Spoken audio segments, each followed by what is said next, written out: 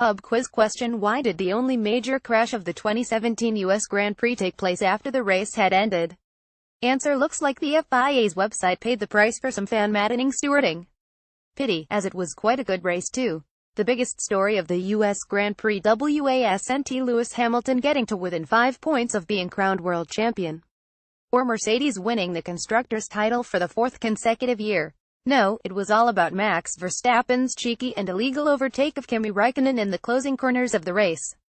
You missed it, with both Ferraris slowing. The hard-charging Verstappen pulled off an in-your-face pass on Kimi at turn 16, but, alas, cut the corner in the process. Not surprisingly, and somewhat irritatingly, this is against the rules, and for his troubles, Verstappen was handed a 5-second time penalty and a penalty point on his license too, all of which meant he finished 4th instead of 3rd.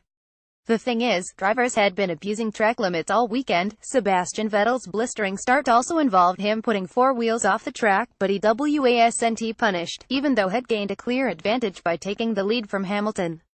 In F1, stewards get to decide if a driver has gained a lasting advantage by sticking all 4 wheels over the white lines that signal the track edge. Which is, when you think about it, a bit odd. If drivers didn't gain an advantage, why on God's green earth would they do it? Who couldn't be bothered to turn the wheel?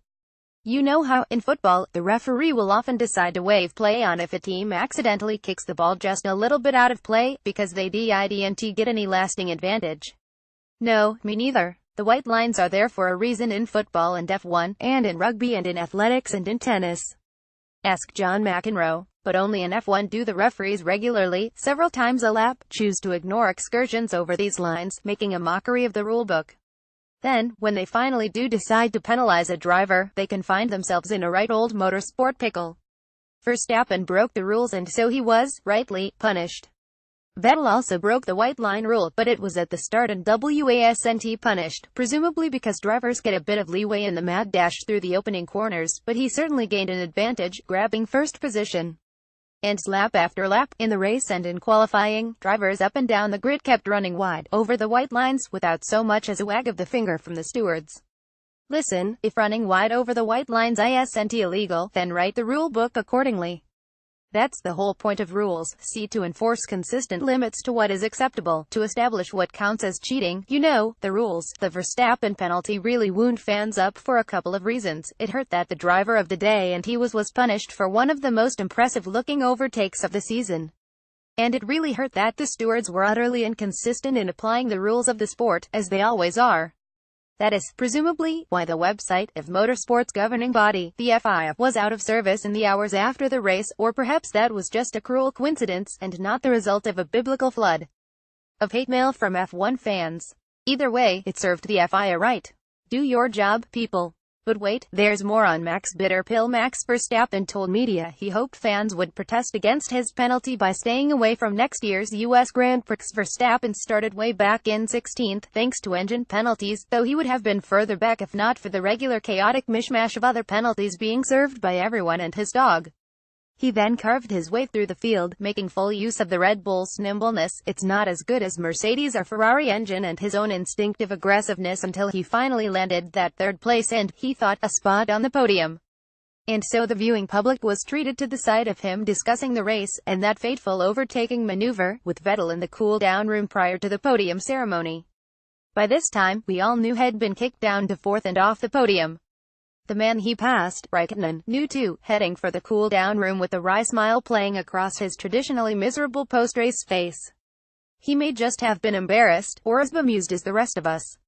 Everybody, it seemed, knew apart from Verstappen and the other podium participants. Then Raikkonen appeared in the room, but Verstappen was still on cloud 9. Raikkonen's subtle smile was still there, and, soon after, Verstappen's face also bore a subtle, if somewhat resigned, smile as he was finally told he'd been booted. It was almost as if the authorities had deliberately set him up for a bit of post-race humiliation, and it was deeply uncomfortable, if fascinating. You bet we were all ears. Grand soap opera it may have been, but it was a bit of a rubbish way to treat the man. Had just put in the most entertaining drive of the day, fired up fans around the world, and further established his credentials as a champion in waiting. Was there really no way of letting him know he'd been punished a little sooner? Like before I knew, for example. It's bad enough that the FIA bods can't work out what a rule book is for. But surely even they can work out how to get an important message to a driver before every Tom, Dick and Henrietta around the world gets to hear about it. Okay, who lost the FIA phone? Lest we forget the rest of the race, Yellow Peril. Carlos Sainz lived up to his billing on his Renault debut, finishing 7th as teammate Nico Hülkenberg retired with mechanical problems. Lewis Hamilton won, despite losing the lead to arch-rival Vettel at the start, and is now 5 points away from being crowned 2017 champion, as stated previously. Immediately after the race, Hamilton said the event, at the Circuit of the Americas in Austin, Texas, had been so much fun. He wasn't being entirely upfront. At least twice during the race, he called his team demanding to know why the drivers behind him had managed to get so close during pit stop phases, and he certainly didn't sound like a man having fun then. But he had more fun than Vettel, who, despite that flawless start that helped him punt Hamilton down to second, spent a large part of the race back in 4th and 5th positions, before clawing his way up to 3rd on lap 51. That lap 51 overtake, though, was worth waiting for. Round the outside of turn 1, Bottas defending on his inside, backmark Stoffel Vandoorne on the outside, Vettel punching his way through the gap and setting the crowd roaring. Mercedes took the Constructors' Championship, but, although their cars were fast, they looked a bit twitchy too. Hamilton played a blinder. Valtteri Bottas had another confidence-sapping weekend, finishing in 5th behind both Ferraris and a Red Bull, and would more than likely have finished 6th if Daniel Ricciardo's Red Bull hadn't expired on lap 16. Carlos Sainz made an impressive debut for Renault, splitting the still-wearing Force Indias with a hard-fought 7th place. Talking of Force India, resident winch Sergio Perez found himself behind teammate Esteban Ocon and made a couple of his traditional Telecom to drive faster transmissions.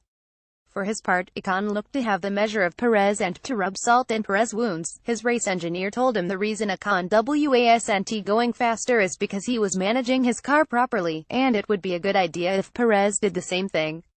Ouch. In the end, Ocon finished 6th, Perez 8th, and Force India were happy enough to have all but guaranteed themselves 4th place in the Constructors' Championship and a healthy pot of prize money to boot. F1 newbie Brendan Hartley brought his Toro Rosso home in a creditable 13th, while F1 yo-yo Daniil Kvyat scored a welcome point in the other Toro Rosso in 10th place.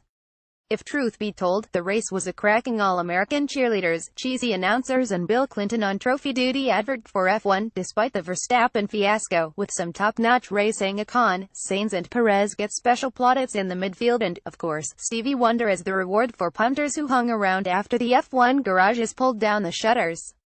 Next up, Mexico in just a week. It's a high-altitude and bumpy circuit at which Hamilton should be crowned king, and it brings the risk of wrestling masks and sombreros. What's not to like?